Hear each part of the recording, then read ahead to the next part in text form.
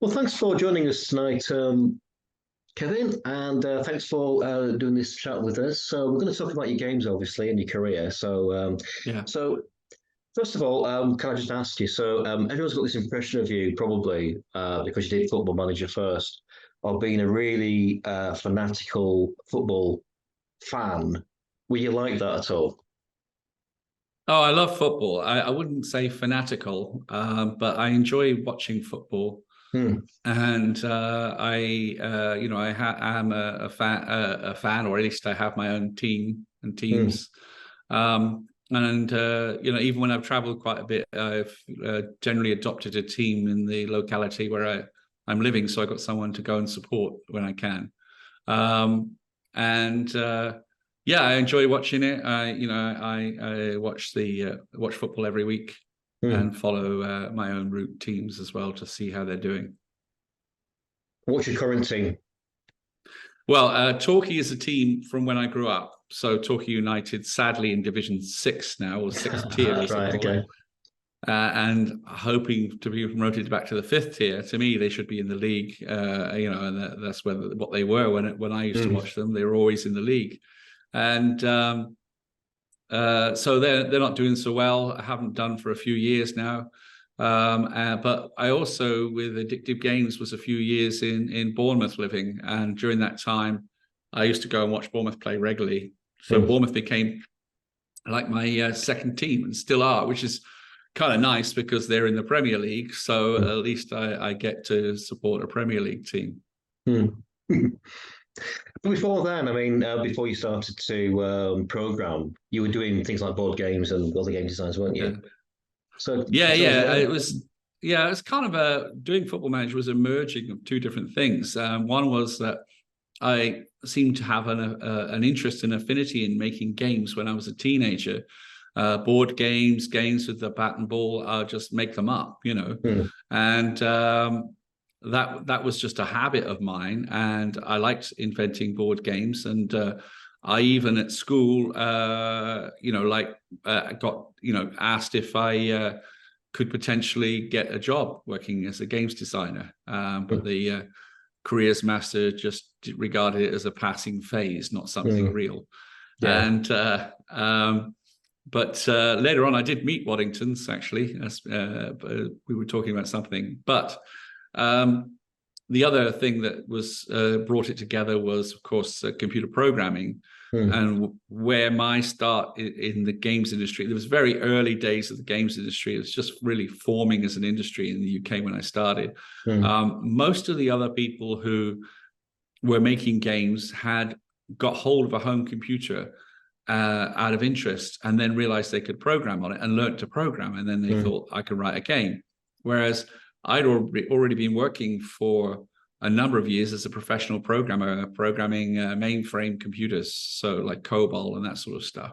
So Yeah. programming wasn't new to me. What was new was the computer to run it on. Hmm. And the other thing was that the football management games design that I'd done as a board game, I realized when I got hold of a home computer, I could do it much better than it Hmm. ever had been as a board game. Yeah. So I'm guessing that's things like the league standings and that sort of thing that you normally have to sort of work out yourself. Yeah, the in particular problems with the board game are the league table, because that's collecting up all the data from all the results, from Hmm. all the teams, and then recalculating and sorting the table. That's a laborious job to do by hand. It's perfect for a computer.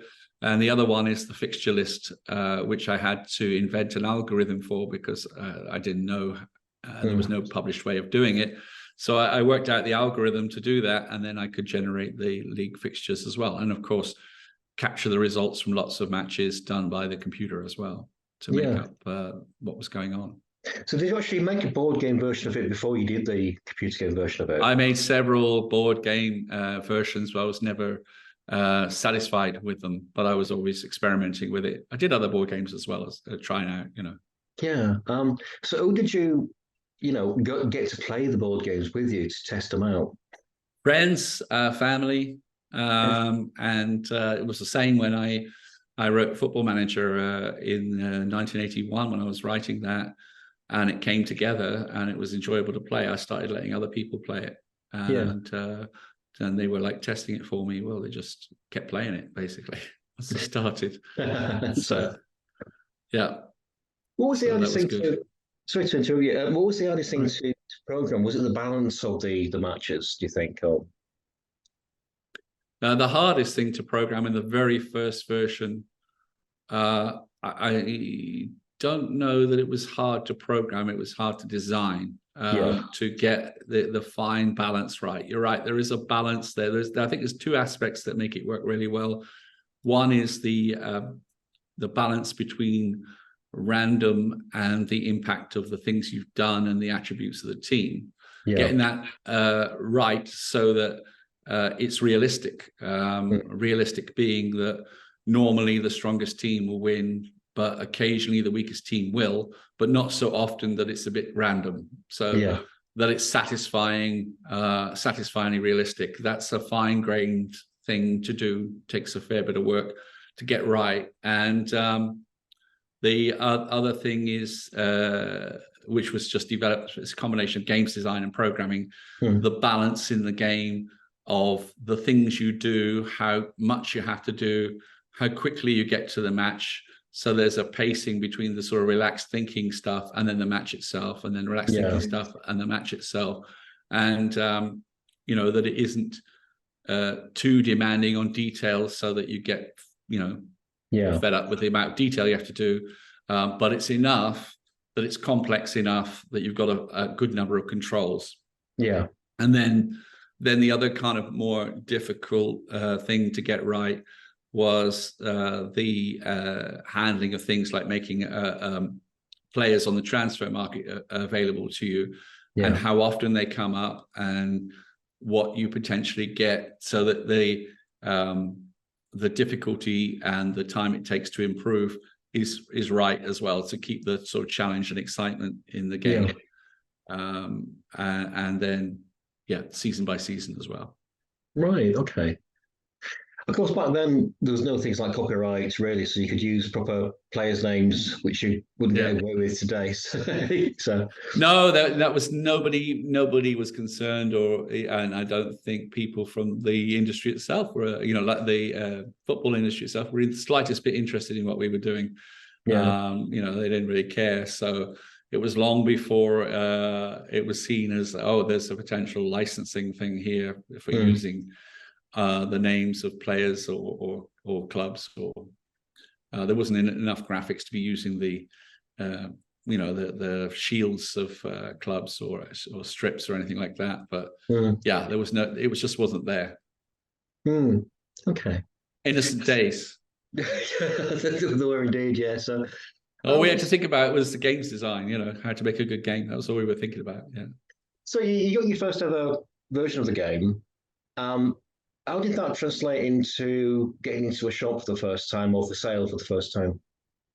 Well, the first version was done on the Video Genie TRS-80. I mean, it's actually a Video Genie, which was a Tandy TRS-80 clone. I finished that sometime probably about the middle to late 1981. And then the ZX81 came out, and I recognized that it had a potential market because of its price point. And then I got hold of one, and also realized that I would definitely need a 16K RAM pack, but felt that enough people would buy that because it was so limited with just 1K anyway, that it would create a market for me. And luckily I adapted it to the ZX81, so I launched it on both computers. But there was no shops, there were no retail outlets for games. Games was a hobbyist thing done entirely by mail order. Although it was growing in popularity, there was no recognition by retailers that there was a market. So we created that ourselves. So we sold everything by post, checks and postal orders through the post. It's a nice way to sell, no middleman. But that's how we did it. So it was a case of creating some simple packaging and the instructions for the game to include with the game, and how to load it in what was a cassette case. So, because it was all on audio cassette as well, which is amazing to think back to. But I know, yeah.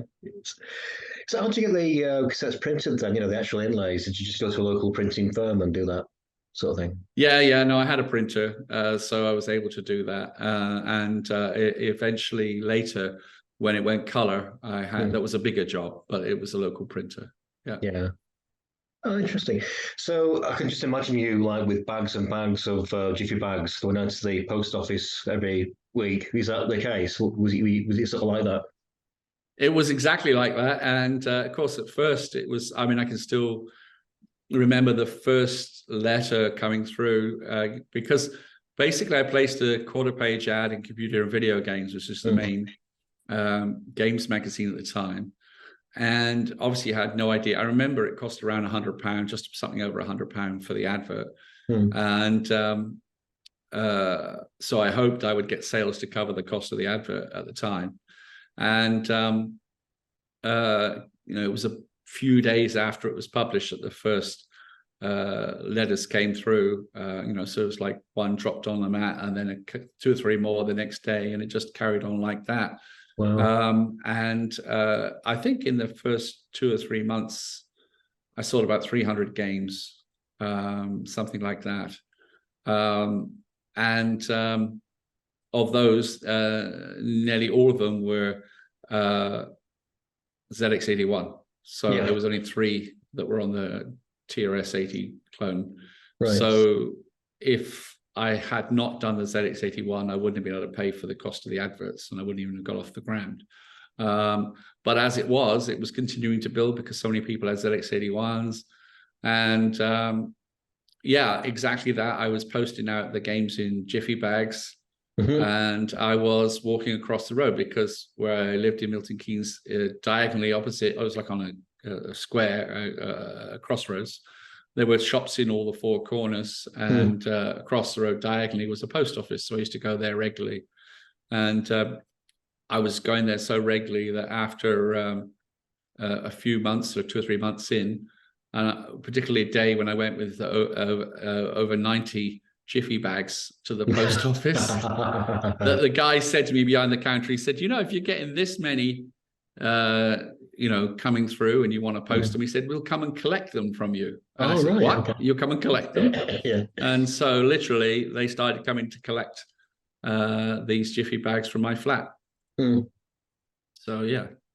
Also about the same time was those early months where the ZX microfairs started in London. There were several of them, a few months apart.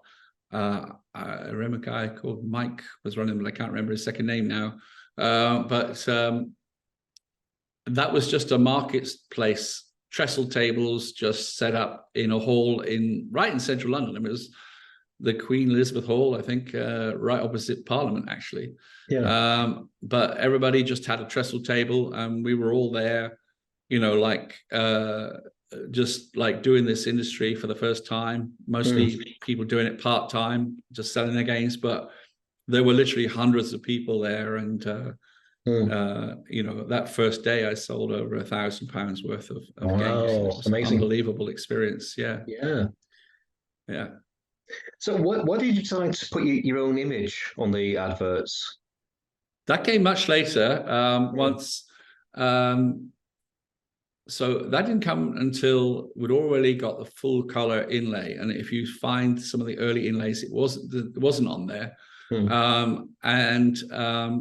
It was really attending shows and starting to attend bigger ones than the ZX microfairs. But basically, in conversation with people, I'd be explaining the game to them, and then I would meet people who already had it, and they said, "Yeah, I know, I got it, I love it," and this sort of thing. And they would say, "But blah blah blah." They would ask questions about it, and I say, "Oh, the reason I did that was," and I would talk about why I designed it a certain way, and then they would go, "You did it," and I said, "Yeah," and I said, "Oh, you made it," and I said, "Yeah, it's my program, so my game." So then they got very animated and they started asking more questions, and I just thought, well, we're a new industry and we don't know what to do yet, but surely an art form, and it's like music and books, and you always know who wrote the music, or who the band is, who the singer or the band is. You don't care about what it's published on. And the same with books. Who's the author is your interest, not like which book publisher published this, because it's the individual art form. And so I thought this must be the same, and so I should do the same thing. So I did that. Well, I had no idea it was going to seem such an innovation, but it did give an identity. But of course, I had the product that was a good product as well. And one of the things by doing that is you are expressing your own confidence in what you've created. But obviously that became more famous because it sold so well for so long. But I just thought everybody should do it. And there was only a little bit of that. I think I've always thought there was two reasons why less people did it. One is because maybe not everybody had the confidence in what they were creating to do it. And I'm now going to do the classic Monty Python things. There are three reasons, because but the Spanish Inquisition or whatever it is. But there are more reasons. One is, the second one I'm thinking of is not just lack of confidence, but not everybody who software kind of people, they're not front facing people. They like to be backroom. So that's that. And then later on, I think when it was publishers, they kind of had a commercial interest in not doing it because, to keep control of the developers. If they get well known, they might get poached by someone else or get like ideas that should be paid more. So I always thought that was another reason as well. But for me, it was my own business, so I could choose to do it. Yeah. So when did you take the leap to be like a full-time publisher? That was directly. So what happened was in about the autumn of 1982, I got a call from W.H. Smith down in London, and they said, "We've got your game and we like it." Now, by this time, there were retailers, independent retailers. They used to come up at the shows like the ZX Microfair and say, "Oh, we've opened a shop to sell computer games." So this was the first time that people started to recognize that this market was real and solid. And so they said, "We've opened a shop. We love computer games. And we've opened a shop to sell them in our town, and we'd love to stock your products. And can we negotiate, like a discount for buying 10 or something like that?" So I was already selling to them and enhanced the packaging a bit for them for retail. And then this call came through from W.H. Smith saying, "We've got your Football Manager. We like it a lot, and we want to stock it in our stores, and we'd like you to come and talk to us about it." And so they invited me down to London, and I was, I think, what was I, 24, 20, just 25. It was completely new to me being in business, and I had no idea what I should do in this situation. So I took some advice from a local business advisor, and he said, "You'll need to give them a discount, like a wholesaler discount." And I said, "Well, what should it be?" And he said, "I don't know for your industry." He said, I worked in the confectionery industry. He said, and we would give between 50 and 70%, he said. And so I thought, whoa, 70%, like you take the VAT off and then take 70% off it as well. There's not much left. I thought that wouldn't be a great deal. And I thought, well, I suppose if I create a rule of thumb in my head that 50% would be great, but if I get better than 60%, I'll have done all right, And so, or that's the worst case scenario. I do want to go below that. And so I went down there and they talked to me and they showed me around. And they said, "We like your game, but you've got to change the packaging." They said, "We want 4-color packaging, which is basically full color packaging. We can't have this black ink on red card, whatever it was I was using at the time." They said, "Well, that's not acceptable in our stores. We have to have full color. So we'll need you to create a full color packaging for it." And I said, they said, "Can you do that?" And I said, "Yes." And then he said, "Also, I want to buy 2,000 and I want a discount of 55%. And so that was my negotiating point, and I said yes. Cool. So not much of a negotiator, but that's true. That's exactly what happened. And actually, that I think actually the funny part about that is that discount got established as a wholesale discount. So really, Smiths led that, I think, and they set that pattern because they would have set it with other games companies at that time. And for years later, that was a fairly common discount for wholesalers. Of course, they're not a wholesaler, but they got chains like as if they're a wholesaler. They got chain of stores. Well, and then you asked me a question. Sorry, go ahead. Sorry. Well, it seemed to work because it was a really big seller, wasn't it? I mean, carried on selling for, I mean, not just, you got games that came in and sold for like a couple of months, but yours just kept on going, didn't it? It did. For years, It did, but you asked a question about when I went full time, and it was related to that event because what happened after that? So I got the full color packaging done with the cup, which I kind of designed with the players around it. And an artist in Bletchley drew it all, and they assembled it at a printer and everything. And so that was satisfactory to Smiths. I think I had to send them a proof or something, and then they were happy with it. And so then by chance, almost at the same time, somebody had mastered the duplication of cassettes in a way, because there's plenty that could do audio cassettes. But the way they did audio cassettes didn't work for loading into computers. Right. But a company in London had worked out how to do it for computer games, and so could manufacture. Because prior to them, I was doing all the manufacturing myself, duplicating myself. So this was important for 2000, of course, that I needed to have the manufacturing. So the two things came together. I got the tapes manufactured, got the full color packaging, and then shipped it to WH Smith's, so there, wherever it was, might be Swindon, I think, and then just waited to see if they sold, and then it was about a month later. I was still working as a professional computer programmer, doing COBOL, and my girlfriend rang me up and she said, "Oh, we've got a new order from Smiths. The letter from Smiths." And I said, "Really?" And I said, "That's fantastic. It's only a month." I said, "They're already wanting to buy more. That's really great." And she said, "Oh, it's for." I said, "How many?" She says, "Oh, it's for 100." I said, "Well, 100." I said, "I can, if I'm already getting reorders." And the first order, the 2,000 was like 3/4 of my annual salary. That was how much it made. And there was another 100, I thought.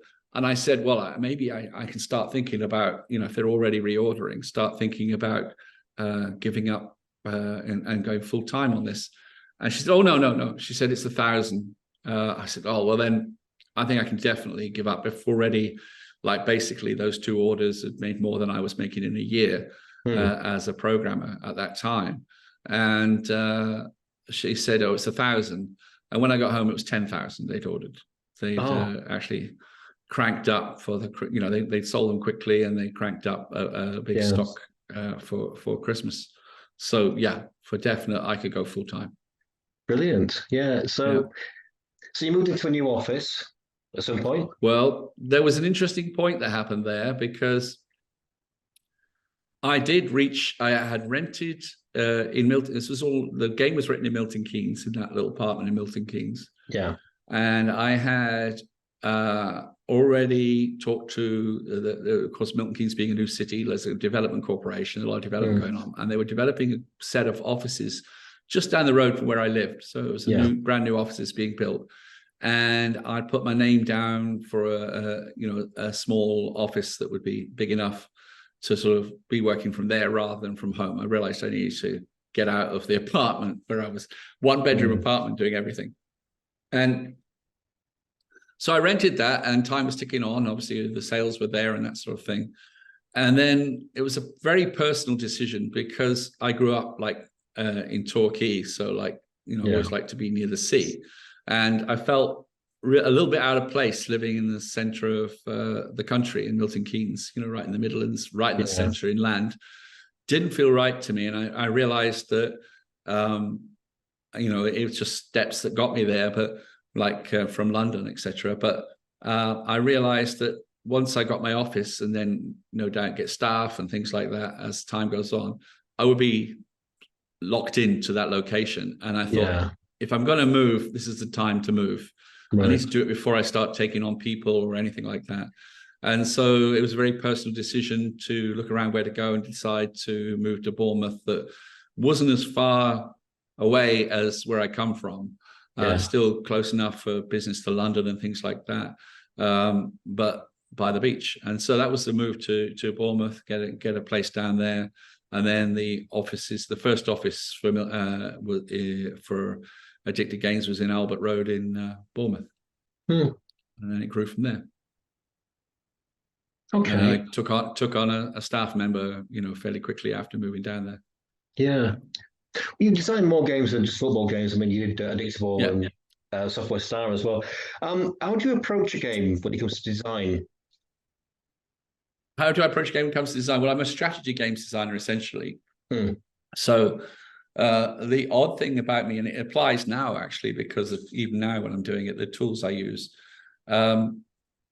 basically, I create games that are essentially text-based games, and where animated graphics is an addition for a particular purpose, rather than the game is a graphics game, and then that's it. It's all about moving things around. That's what the game is.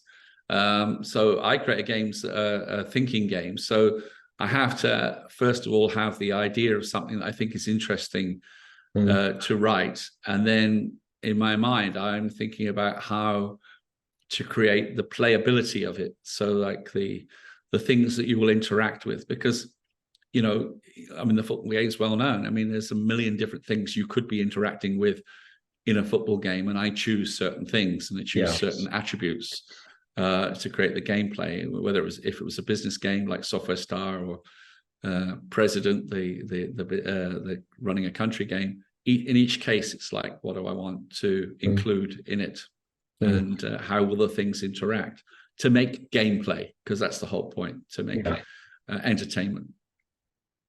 Were you attempted to put in sort of random events, sort of like, this happened out of the blue, let's say Football Manager, a takeover of the club, anything changes overnight, anything like that you'd ever consider doing? Or sort of yes and no, within limitations, because I designed Football Manager to be, you're choosing your own club and you're running with it. Right. So it wasn't like ever aimed, because I was aiming at people being able to experience managing the team that they love, rather than, this is a simulation of someone's career. It was that, so that they would care about it and enjoy it, because they were able to take Torquay United to win Division 1, on the cup. Which may never happen in real life, but at least you could enjoy it in the game. And so I never saw that as an interesting component to say you could move to another club. It would be not difficult to implement, but I didn't see that wasn't the angle I was approaching the design. Other random events, it depends on whether they add gameplay value. I would be, and still would be now, quite brutally careful about not putting in something like, okay, your player's been arrested for punching someone in a nightclub. Well, okay, so that's going to crop up again, like in another couple of years, the same in the game. It's like, you have to make it spaced out. It has some interest, but I'd rather create things more tightly bound into the gameplay, more like trade-offs that that challenge you more up front. I see. So it's a different way. It's a way of writing, which is just like, it's a different way of writing to that.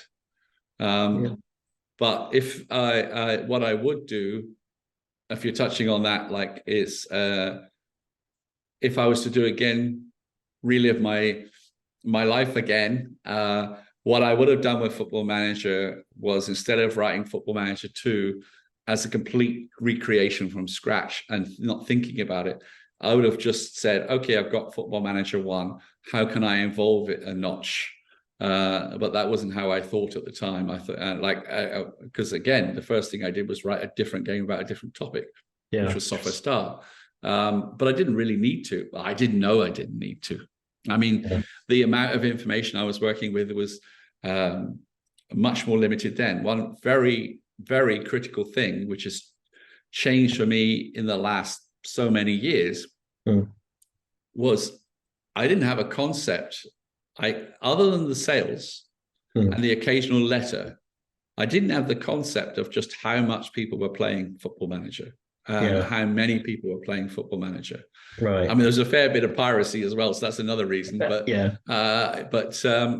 you know, now I would, because now with the internet, you get the direct feedback. That's been a very enjoyable step-by-step process for me over the last 10 or so years, I think, where you know, like, I've been on the internet and talked about recreating my game and that sort of thing. And then through that, made contact with people who played because they found me on the internet, and still do.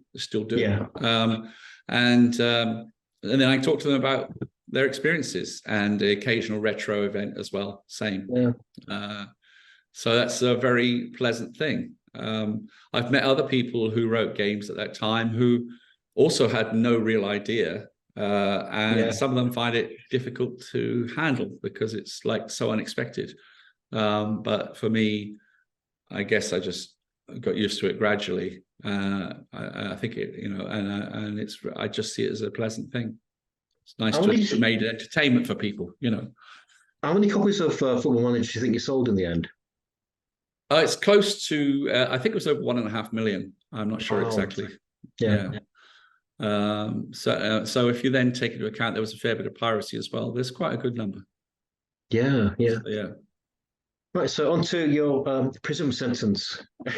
So you're approached by Prism, and this is at a time, obviously, when the smaller companies were being approached by large companies because of the way the industry was evolving. So how did it all come apart, or come about that you joined it with Prism? Well, I was already talking to them. What was I talking to them about? Because I was selling other people's games as well, and they were more fashion items, so they would fade, whereas Football Manager like stuck and carried on. So they used to buy some of the old items that, you know, that was their specialism, buying discount stock. So I was actually I was in London, I was having dinner with them at the end of the day. And at the same time, I'd already been talking to a different business advisor and saying, I was finding it harder and harder because I wanted to write more games, you know. I said, but because the business had taken over my life, running the business, because it grew so much, I said, I find it hard to do the two things. And the business advisor said, look, we can work out how to solve this if you first of all decide which thing you want to do. He said, either you give up, he basically said, I need to give up one or the other. He said, either you give up writing games altogether and just focus on being a business person. He said, or you give up the business and focus on writing games. He said, you need to choose. And so with that, it was already in my mind, and I was thinking like I could, you know, I'm sure I could do more games. Then in conversation, Prism were talking about the fact they were about to go public, listing as a PLC. And they said, not meaning anything except just passing conversation, said, and part of this, what we're going to look to is acquire a software company, a games company. Right. And I just sat there and thought, do I mention it or do I not mention it? You know, like, because I wasn't really ready for the conversation. So I just decided, okay, I'll mention it. And then it went, basically led on from there to eventually a deal, and they took over. And that led to Football Manager 2, which spent 3 months at #1. So it was a successful transition. But it was difficult in different ways, especially over time working with them. It was very challenging. They weren't really set up for it. And, I did the World Cup edition later, was extremely painful project, and kind of finished me off in a number of ways. So yeah, that was difficult. Why was it difficult? What did you find difficult about it? There were one of the things I was working with developers across the country, and there'd been it was hard to do anyway. It was over ambitious, my mistake. Anyway, but it was also on multiple formats, multiple languages all at once, for a deadline. And one of the decisions Prism made was to save themselves money by getting rid of the manager who was looking after all these developers. And I remember saying to them, then I'll have to do it. How am I not going to do it? So that's basically what happened. So I was already severely overloaded because my code was in every one of those 35 versions or whatever it was. So I was writing this portable code, and I was also having to kind of look after, supervise people as well. It was hellish. And it was just too much. I mean, I should have just basically, I don't know what, gone AWOL or something, but I didn't. I carried on, but it just kind of, it was exhausting mentally and physically. It took all the fun out of it. Yeah. So what happened in the end with yourself and Prism? Oh, we agreed a final point, which I'd completed the deal that was agreed, which is a number of products for them. I'd completed it with the World Cup edition, and then we just did a final deal, which was like a final payment with no more involvement. You could say that was a mistake because I gave up my stake in Football Manager in that. Right, I see. But at the time, it's a mistake all these things are mistakes in hindsight, because at the time I just thought, that code won't be, used anymore. So, and I, as I say, I don't think I ever realized what I had created, and how many people loved it so much. I just never had any concept of that. Yeah, I mean, recently you've brought it back into the world, haven't you? You've recreated it as a mobile game, and I mean, I still dabbled around with games, and I almost did a web-based game when I was in New Zealand, but that didn't work out. But I did do a thing for the New Zealand Football Association, which they used for a while, a game that played on the web. And having dabbled with a couple of things, and I also made a mistake of doing a project where I spent far too long on it as well, trying to get it right. There was a huge life lesson, which when I look back on it, that to learn, this doesn't feel right, stop, give it up, start again. And I know of other artists and creative artists who've made those kind of mistakes. It's not uncommon. Just got to finish it, got to find a way. So I did that as well. But when it came to what became Football Star Manager, basically I put a message out online, and I just said, I could rewrite my original football game for mobiles. Is anybody interested? And I got a very positive response from the people that were following me at the time. And so I started on it, and that was a very enjoyable project. I knew how the original game was written, but I didn't refer to it at all because I didn't need to. I just knew how it worked. So I just wrote it all from scratch with a new software tool, aiming at iOS and Android as the primary target for it. And I even went through the same evolution that I went through with the original game, which was I did the text version first, and then added graphics, first stickman graphics, and then some sprites, which somebody here might know about. But I did those, remember? Yeah, you did the sprites. That's right. And so That gives 3 ways that the match action happens. And also, when I did the match action, I evolved the intelligence in the match action as well. So it was much more to it than the original game. And I did that incrementally. First it was quite simple, and then it got better and better. So now there are, that game has 3 ways of playing it, which is kind of apt because there were people who played the original game, say they played it on the Electron, for example, that never had graphics. So if they want to play it like they used to play it, they can play the text mode. Some people like the simplicity of the text mode as well. Then there's stickman graphics option on the match highlights, similar to the Spectrum. And then there's sprites, which looks even better. And but the play is quite a bit better.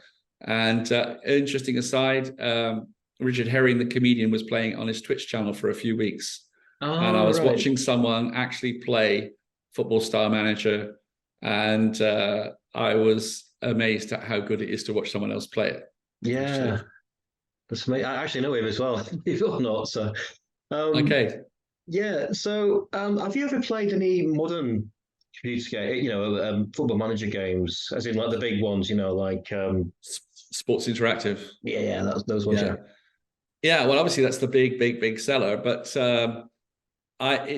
this is the thing. I always have this interesting thing here. So what I did was I created with Football Manager the genre of football management games, right? Yeah. But it's a genre. So when I play Sports Interactive's game, I understand why people like it, but it's not my kind of game. Yeah. And so I have actually had people say to me, there's so big and everything, what's the point of you writing anything? And I say, but what you're saying to me is the same as saying, there's one rock band that is really successful. Nobody else should make any rock. I say it's like there are different ways of doing the genre, and so what I like in a football management game is completely different to the way that game is written and other games are written.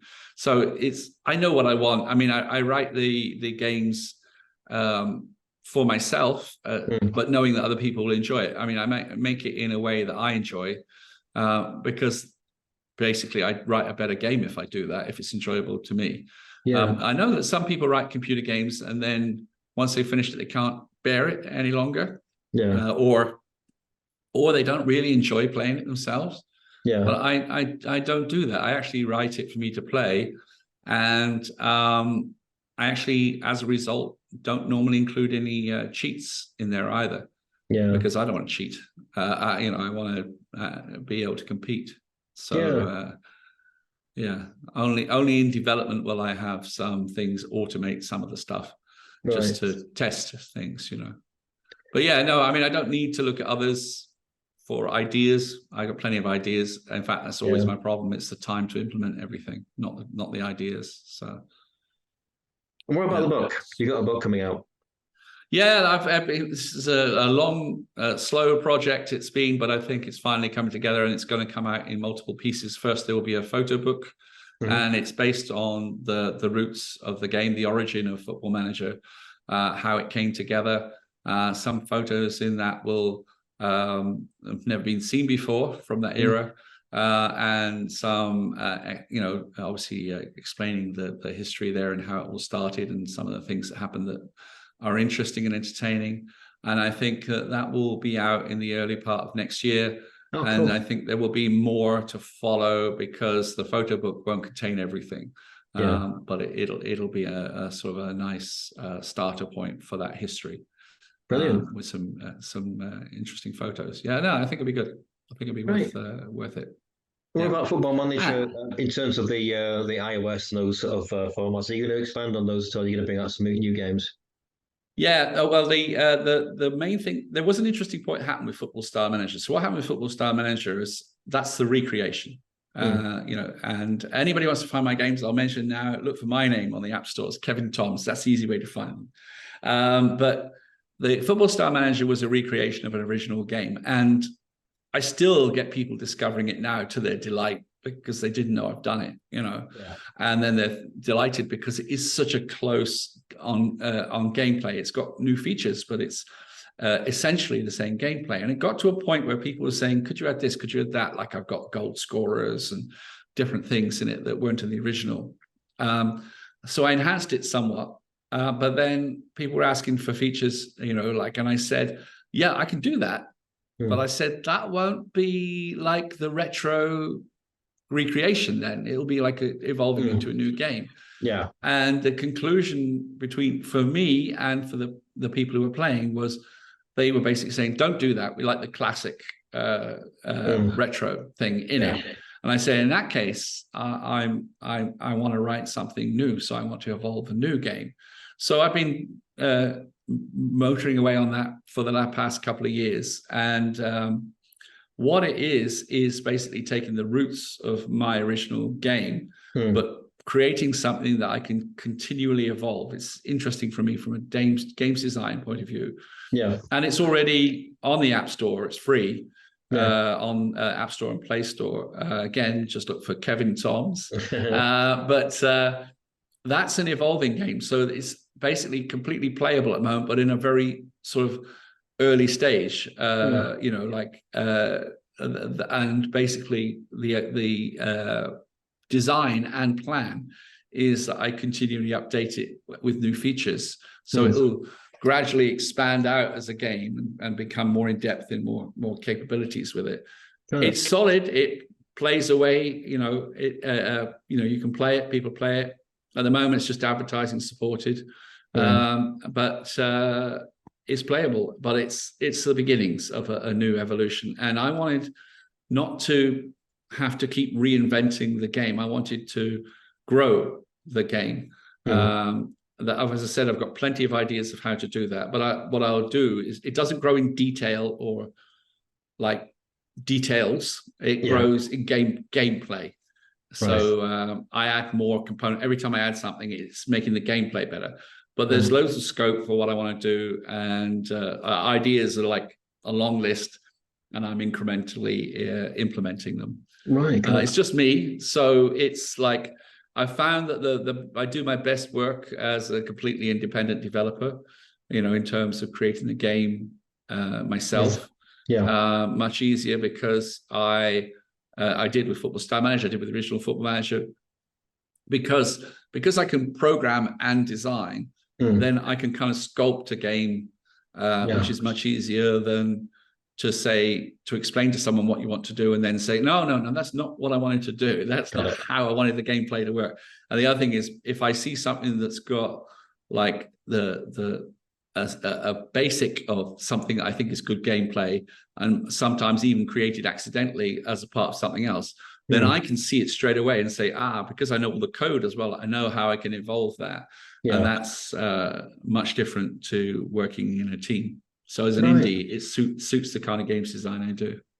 Right, okay. Well, thanks for a great interview, Kevin. It's been really interesting. Pleasure. Yeah. So we'll look forward to new games. Yeah. Look for Kevin Toms on the App Store. I should learn to say that. Okay, well, it's been a pleasure again, Kevin. You take care, mate. All right. Thank you. Thanks very much. Thank you. Bye-bye. Bye now.